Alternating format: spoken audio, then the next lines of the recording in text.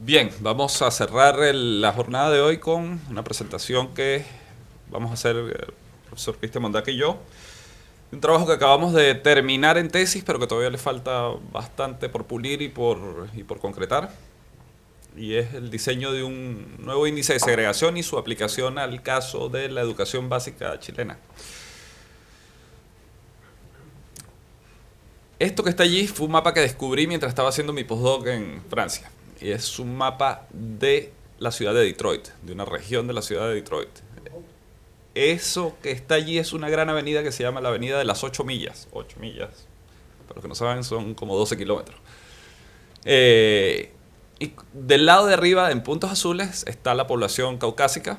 Del lado de abajo está en puntos verdes la población afroamericana. En rojo está la población asiática. Totalmente segregada, una de la otra. Son vecinos, pero no se mezclan. Del lado azul hay un poco más de sitios mezclados, pero del lado verde es casi totalmente verde. Esto me impactó muchísimo y en algún momento me planteé y dije yo, bueno, esto hay que mirarlo con lupa, a ver qué está pasando aquí. Peor aún es el mapa de Estados Unidos completo.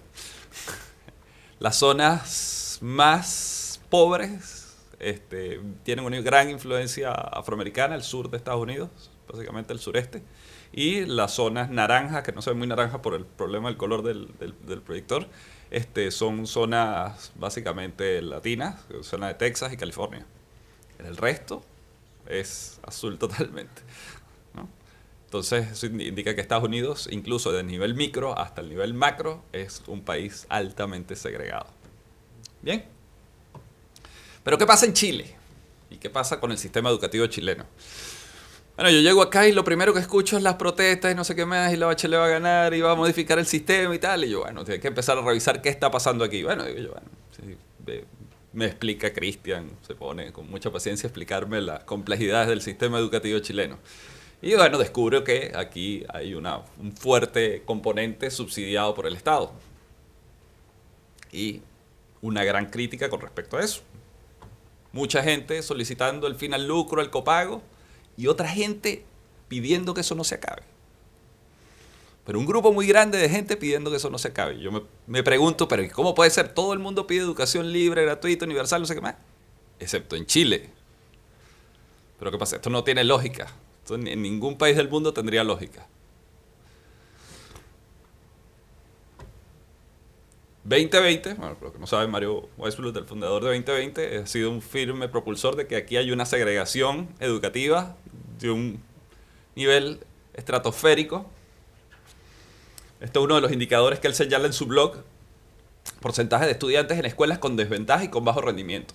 Y Chile está muy por encima del promedio de la OCDE, de los países de alto puntaje e incluso de Latinoamérica. Y eso él lo señala como un factor claro de que el sistema educativo chileno está altamente segregado. Otro indicador utiliza las llamadas curvas de Lorenz, ¿sí? Para los que sepan el índice Gini, desigualdad, etc. Y lo utilizan también como un indicador de que el sistema está muy segregado a todos los niveles. Bien, pero yo creo que lo primero que hay que hacer es definir qué es lo que es la segregación. Porque yo creo que en esta definición subyace el problema claro de la segregación en Chile. Supongamos que tenemos una municipalidad, un territorio, y dentro de ese territorio tenemos unas escuelas o unas unidades de análisis, y estas unidades de análisis están compuestas por individuos vulnerables, definidos por una característica, sea cual sea esa característica, y otra población que no es vulnerable, también por esa característica. Lo que nosotros decimos es que la totalidad de la municipalidad o del territorio tiene que estar reflejado en las individualidades en cada una de las unidades de análisis. Es decir, las unidades de análisis, para no ser segregadas, tienen que reflejar correctamente la municipalidad o el territorio completo. Esto básicamente es un índice de tipo ecológico, lo que hemos diseñado. Entonces, ¿cómo se ve? Fíjense que, por ejemplo, hay la escuela 2 parece estar muy segregado hacia el lado no vulnerable, y mientras que la escuela 1 parece estar muy segregada hacia el lado vulnerable. Pero habría que contar básicamente cuántas personas vulnerables y no vulnerables hay y hacer un índice. Esto es lo que hicieron en los años 50 Duncan, y ese es el índice que se usa actualmente. Desde el año 55 hasta acá ha habido avances, pero realmente poco esfuerzo en que esto cambie. El índice, fíjense que lo que hace es medir la proporción entre individuos vulnerables en una de las unidades de análisis en una escuela contra el número de individuos vulnerables en el territorio completo de la municipalidad, menos el número de individuos no vulnerables en esa misma unidad de análisis, partido por el número de individuos vulnerables, no vulnerables en toda la municipalidad. Un índice bastante simple, muy utilizado, muchísimas publicaciones, muy validado, pero con muchos problemas. Yo de una vez, o sea, cuando uno se acostumbra a diseñar indicadores, uno rápidamente pilla estas cosas. Y la primera vez que me lo mostró Cristian el año pasado con una de las tesistas del Spring, yo le dije, mira, este índice no sirve para absolutamente nada. No entiendo cómo desde los años 50 no se ha podido hacer algo mejor. Primero está basado en la curva de Lorenz. Y la curva de Lorenz tiene algunos problemas porque como se ve, trabaja con valores absolutos. Luego se relacionan proporciones, el porcentaje de individuos de un lado del otro que va haciendo. Y en teoría, si yo estoy en la diagonal, estoy perfecto. Pero la curva de Lorenz lo que mide es desigualdad, no mide segregación. Y entonces lo que se está haciendo es medir la segregación a través de la desigualdad, lo cual para mí es incorrecto. Y luego vamos a ver por qué. También da el mismo peso a todas las escuelas. Como se ve allí, las escuelas luego lo que se hace es calcular una semisuma de todas las escuelas, con lo cual no importa el tamaño de la escuela. Todas las escuelas tienen el mismo peso. Y tampoco sirve para evaluar la segregación a nivel de escuela, sino solamente a nivel del territorio. Entonces, cuando no puedo llegar al nivel micro tampoco. No puedo decir, esta escuela está muy segregada o poco segregada. ¿Cómo sé yo eso? Bueno, un ejemplito aquí sencillito. Supongamos que tenemos 10 individuos vulnerables y 10 individuos no vulnerables en un territorio, con 3 escuelas. La primera escuela tiene 3 vulnerables, 2 no vulnerables, la segunda 0 y 2 y la tercera 7 y 6. Fíjense que la primera y la tercera escuela, según este índice, tienen el mismo valor de desigualdad, no decirle segregación, de desigualdad, cuando claramente son cosas diferentes y además una es mucho más grande que la otra. Entonces, si calculo la semisuma, al final me va a dar un 0,2 allí, que básicamente es la escuela que está en el medio, ¿no? Y esto me dejó así, yo dije, no, esto claramente no está reflejando lo que yo quiero mostrar. Parecería estar bien, pero realmente no me está mostrando lo que yo necesito ver. Entonces, bueno, ¿cómo deberíamos entonces medir la segregación? Entonces, ahí es el punto de reflexión de la cosa y algunos supuestos que se establecen, ¿no? En lugar de evaluar las diferencias proporcionales entre los valores absolutos, que es lo que hace este índice D, se deberían evaluar las diferencias proporcionales entre las proporciones. Es decir, yo tengo que evaluar cuál es la proporción de individuos vulnerables en una escuela y la proporción de individuos vulnerables en el territorio y comparar ese tipo de cosas. Bien, el índice debe estar acotado en 0,1 para que sea claro. 0, nada de segregación. 1, completa segregación. Bien. Debe reflejar rápidamente los cambios de la situación ideal. Es decir, cuando estoy en el punto ideal, si yo me muevo un poquito, rápido tiene que detectarse que hay la segregación tiene que estar aumentando. Al final, a los extremos ya no importa tanto, pero al principio tiene que haber un cambio rápido. Debe evaluar la segregación al nivel de escuela, que el otro no lo hace. Entonces, tengo que decir, esto es una escuela segregada. Y debe poder agregarse en escalas más grandes luego. Región, nación, incluso el mundo. Y, bueno, entonces, aprovechándonos de algunas propiedades de la función exponencial, diseñamos este índice, que como se ve, se parece, pero no es igual. Bien, como se sabe, la exponencial negativa, cuando el exponente tiende a 0, sería 1 partido por e a la 0, ¿sí? Eso tendería, obviamente, a 1, y viceversa, cuando tiende a infinito, tiende a 0, entonces ya está acotado. Y lo que estoy haciendo simplemente es la sustracción complementaria de una con la otra. Es decir, P chica I, lo que me está midiendo es la proporción de estudiantes vulnerables en la escuela I. Y P grande es la proporción de estudiantes vulnerables en la municipalidad. Entonces, ¿qué digo yo? Bueno, como las dinámicas de la municipalidad tienen que estar reflejadas en la escuela, yo lo que quiero es que la proporción de estudiantes vulnerables en cada escuela sea aproximadamente la misma que la proporción de estudiantes vulnerables en toda la comuna.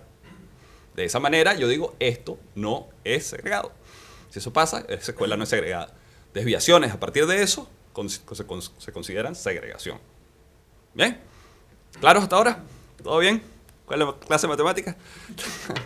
Bien, entonces, ¿qué forma tiene el índice? Entonces, el índice tiene esa forma. Cuando yo hago una gráfica de cotas de nivel, tengo esa forma. Entonces, como se ve en la parte del medio, estaríamos en la situación ideal, es el punto más bajo. O sea, que si yo estoy en la diagonal, es decir, cuando PI, la proporción de estudiantes vulnerables en una escuela, es igual a la proporción de estudiantes en la comuna, eso es cero, el índice es cero. Es decir, la escuela no está segregada. A medida que yo me muevo ligeramente desde la diagonal, se ve que las curvas de nivel están muy apretaditas, con lo cual el crecimiento es rápido. Y fíjense que luego, yo cuando voy llegando a los extremos, el crecimiento es más lento. Y eso es básicamente lo que queríamos conseguir. Otra cosa es que no son curvas de Lorenz, salvo al principio. Fíjense que arrancan desde el origen y terminan en el origen al principio, pero luego no llegan hasta el origen. Y esto tiene una característica fundamental. Si yo estoy muy pegado, vamos a verlo en la siguiente gráfica, si yo estoy, déjenme sacar esto aquí.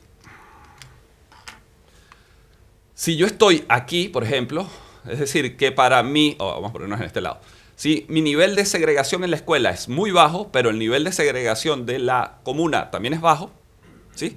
Entonces yo nunca voy a tener el nivel máximo de segregación cuando me alejo hacia la izquierda porque ya estoy cerca. Igual, me muevo un poco, pero ya estoy cerca. Entonces nunca voy a tener el máximo de segregación. Mientras que si hacia el otro lado todavía tengo mucho camino por recorrer, ahí sí voy a llegar hasta el nivel máximo de segregación. Fíjense que cuando estoy en el medio, es decir, que el nivel de segregación en la escuela es medio, y el de la comuna es medio también, nunca voy a llegar hasta 1. ¿Por qué? Porque no tengo todo el camino por recorrer, simplemente obedece eso. También eso fue una característica de diseño que se hizo exprofeso. No tiene sentido llegar hasta el extremo cuando lógicamente sería imposible estar allí. Entonces, eso sería el índice de segregación para una escuela. Perdón, aquí ese I no, esto es S sin la I. Entonces, habría que agregarlo, ahora hay que agregarlo. ¿Sí? Entonces, lo que dice, bueno, si yo tengo esto, ahora necesito hacer una suma ponderada. Ya no sería una semisuma simple como la que hacen los otros, sino hago una suma ponderada, donde la ponderación de cada escuela obedece simplemente a la proporción. ¿Sí? Sí, cuando dices municipalidad hablas de la comuna, ¿no? Sí, la comuna. Sí. Aquí en Chile la comuna pasa que lo hablo en términos generales. Pues. E incluso como es ecológico, lo había puesto originalmente cuando lo escribí como territorio. Un territorio, como un territorio, en realidad. O sea, porque tú puedes llevar esto a, qué sé yo, proporción de tigres y venados en un territorio. Es lo mismo, exactamente igual. Entonces, el peso de cada escuela obedece simplemente a la división entre el total de estudiantes en esa escuela partido por el total de estudiantes en la municipalidad. ¿Bien? Y la suma de todos los pesos tiene que dar 1. Entonces simplemente lo que estoy haciendo es una suma ponderada. Una suma ponderada, lo cual tiene más lógica en el sentido de agregación de índices que siempre se ha llevado a cabo. El índice, este índice en particular, porque este es realmente el que nos interesa, esto ha sido evaluado por una metodología propuesta por unas investigadoras inglesas, aquí abajo, Oxford, son bien pesaditas las dos, muchas publicaciones sobre el tema.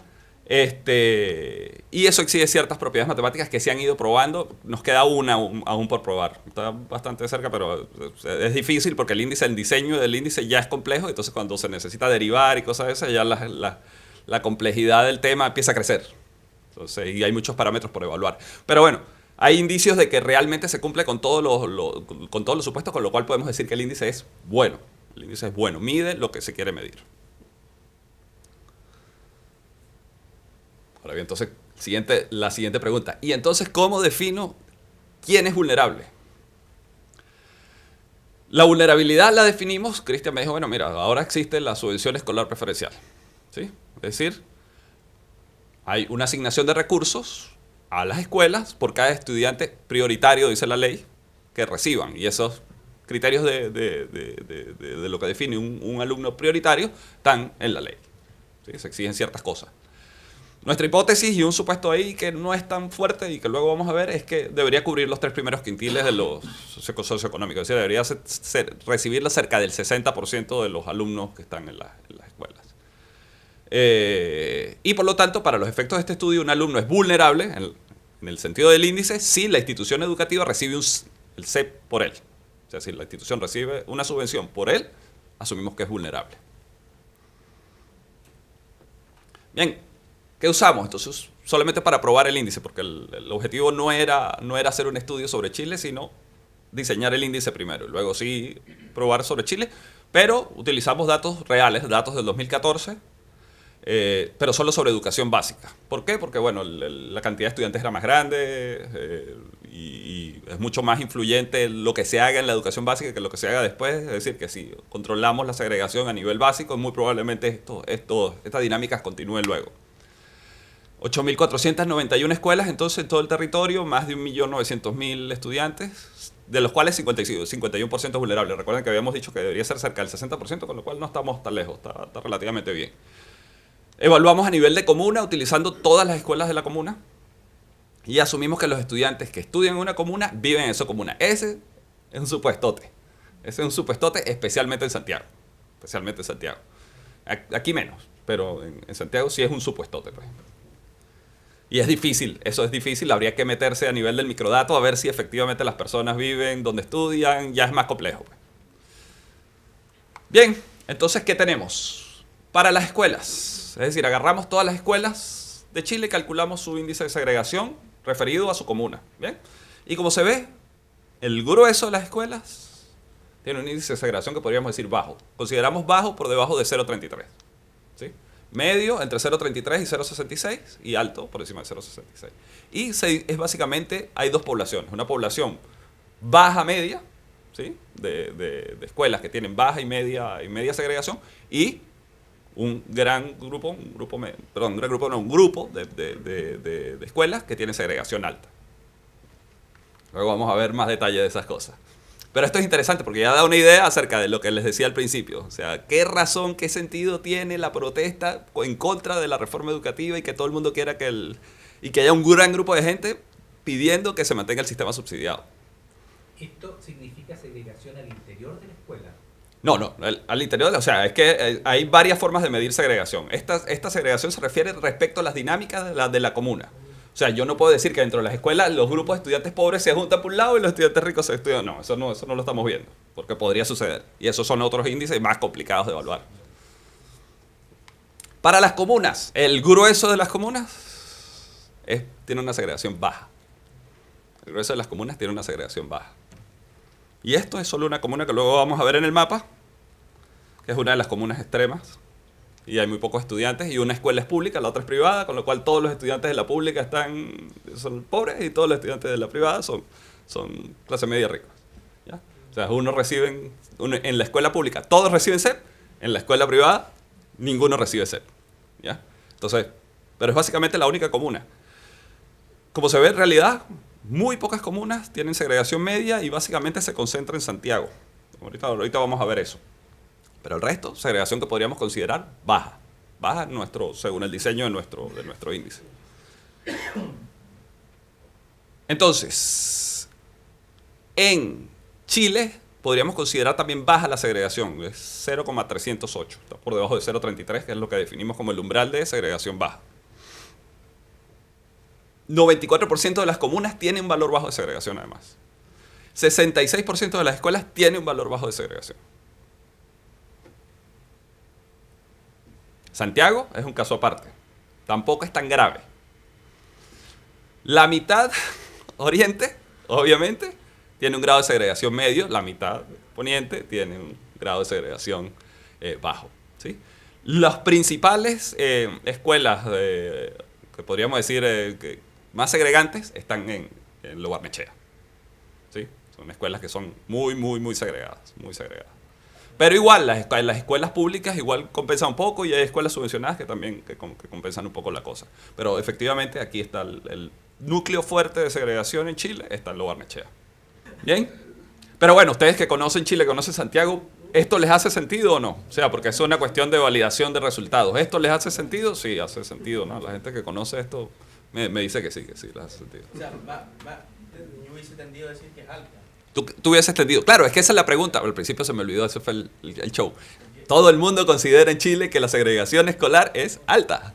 Yo les pregunto aquí, todos me van a decir, ¿la segregación educativa en Chile es alta? Todo el mundo me lo va a decir. Bueno, esa es la hipótesis que había que probar. La segregación educativa en Chile es alta. Pero aquí tú no tienes 100% de la escuela tampoco. Sí, 100% de la escuela. Toda la escuela. Todas las básicas. Todas las básicas. De educación básica. Pero están los colegios privados. Todas las escuelas. todas las escuelas. Todos públicos, subvencionados, todo. O sea, datos del Ministerio de Educación completo. Todas las escuelas. Bien, entonces, ¿qué sucede ahora en Valdivia? En Valdivia las escuelas menos segregadas, estas son las 10 escuelas menos segregadas, están allí. Básicamente, incluso hay colegios particulares, pues, colegios particulares. Fíjense que están bastante balanceados, ¿no? Y no son colegios chicos, son colegios grandes, ¿sí? Algún colegio chico rural, ¿sí? Básicamente, pero privado, o sea, que no está mal. O sea, el nivel de segregación es bastante bajo. Y miren aquí, o sea, bastante bajo. ¿Alguien conoce alguna escuela de estas? ¿Sí? ¿Les hace sentido o no les hace sentido? ¿Sí? Por supuesto, el otro lado...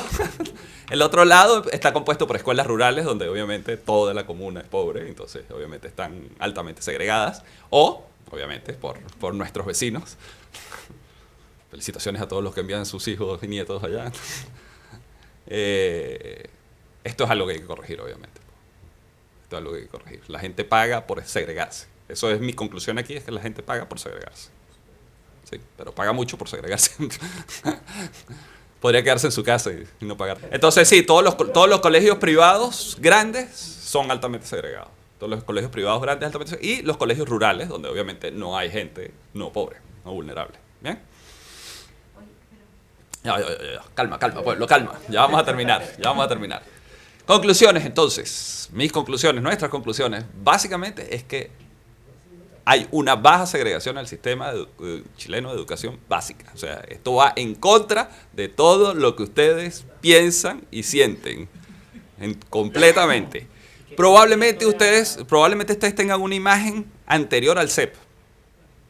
¿Sí? Pero el CEP probablemente ha sido una herramienta muy eficiente a la hora de reducir la segregación en Chile. Es una muy buena política pública. Claro, sigamos aquí primero, antes de seguir, no me adelanto. ¿Sí? Yo veo aquí también una gran confusión en la definición de segregación, incluso en 2020, que son los expertos en educación aquí. Y básicamente ellos lo que asumen es desigualdad, disimilitud, calidad, rendimiento académico, un mix medio extraño ahí para mostrar segregación. ¿Ya? Eso no es segregación. La segregación está muy claramente definida a nivel ecológico, por lo tanto eso es extrapolable a este nivel. No es lo que se está midiendo. Eso, a mi modo de pensar, Cristian también lo comparte conmigo, no se está midiendo lo que se debe medir. ¿Sí? Hay un problema grave comunicacional del gobierno con la reforma educativa, porque se está atacando algo que no existe. Y por eso se crea tanto rechazo en cierto grupo de la población. La población no siente eso. La población pobre que se está viendo beneficiada por el CEPI, que está accediendo a una educación subvencionada y que detesta la educación municipalizada por pobre, ¿sí? Aunque la calidad, volvemos a lo mismo, la calidad tal vez no sea la mejor, etcétera, pero eso no es lo que estamos viendo. La gente está viendo que puede subir en su nivel social, socioeconómico, porque está llegando a una educación que tradicionalmente no le era posible llegar. Y esa es la gente que está protestando. Entonces, eso, a mí me parece que a nivel comunicacional el gobierno, de verdad que no lo está haciendo bien. ¿Por qué? Porque básicamente el problema general, el problema de verdad, de la desigualdad, de la calidad y del ¿cómo se llama? Exactamente, ese sí que no se está viendo, el lucro. Ese es el tema que habría que atacar, y con esos nombres, desigualdad, calidad y lucro. Esos son los temas que hay que atacar, y no hablar de segregación. La segregación no existe, tal como estamos viendo aquí, no existe en el sistema educativo chileno, al menos educación básica. Bueno, como digo, tal vez esto sea un efecto, no está probado obviamente, esto habría que analizarlo, pero tal vez sea un efecto del CEP. La gente de 2020 aduce que sí, que el CEP ha tenido en otros estudios dice que el CEP ha tenido un buen efecto y que tal vez habría que incrementarlo más, pero tal vez eso esté indicando que el camino sea la gratuidad. O sea, obviamente si yo sigo subsidiando y subsidio más gente, obviamente lo que estoy apuntando es a la gratuidad. O sea, estoy diciendo, bueno, sea gratuito. Tampoco es así. Eso es otro tema. El sistema chileno es caótico. Cada padre, la Constitución garantiza una libertad de mercado, tanto de oferentes como de demandantes, en la educación. Y eso ha hecho que este sistema es perfecto para lo que hay en Chile y ha reducido la segregación grandemente. Sistemas absolutamente públicos son mucho más segregatorios. Muy segregatorios. Sistemas absolutamente públicos, por ejemplo, como el francés. Ahora estoy trabajando con unos colegas franceses con los que hemos postulado un proyecto. Ellos se ven aterrados del caso francés. En Francia, en los suburbios franceses, las escuelas son altamente segregadas. ¿Por qué? Nadie tiene incentivo de mover a su hijo 10 kilómetros, 8 kilómetros o 2 kilómetros de su casa, porque todas las escuelas son básicamente iguales. Son buenos profesores, buenas infraestructuras, con lo cual no hay ninguna ventaja competitiva en moverme de un sitio para otro. Pero, gratis. Todo es gratis, obviamente. Es que volvemos a lo mismo. Los privados pagan por excluirse. Eso es en todo el mundo, pues.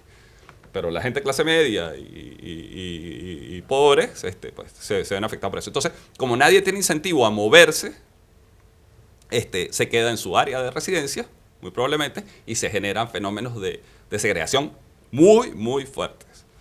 Hablaba con un colega acerca de eso, porque le estoy pidiendo que por favor me ayude a escribir un artículo acerca del contexto constitucional chileno y la libertad de mercado.